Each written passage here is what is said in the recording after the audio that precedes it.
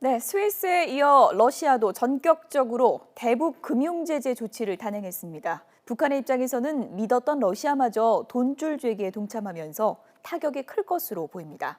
특히 스위스 사치품을 들여올 수 없게 되면서 스위스 명품을 무척 좋아하던 김정은에게 심리적 충격을 줄 것으로 보입니다. 권민석 기자입니다.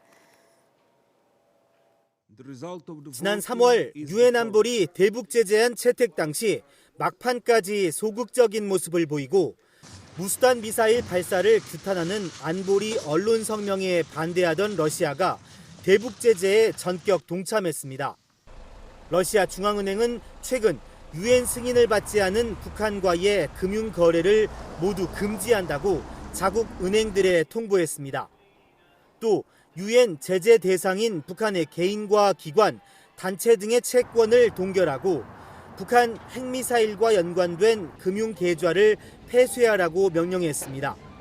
이에 따라 러시아 금융기관과 북한 간의 루블화 거래는 차단된 것으로 알려졌습니다. 아울러 모스크바와 하바롭스크에 개설된 북한 무역은행 대표부도 이미 문을 닫은 것으로 전해졌습니다. 이 같은 조치로 김정은 비자금을 포함해 러시아에 있는 최소 수억 달러의 북한 자금이 묶일 것으로 추산됩니다. 러시아는 또 북한산 광물 수입을 금지하는 조치 등도 대통령령으로 추진하고 있습니다. 외교부 당국자는 러시아가 국제사회의 안보리 결의 이행에 동참한 것이라며 환영의 뜻을 나타냈습니다.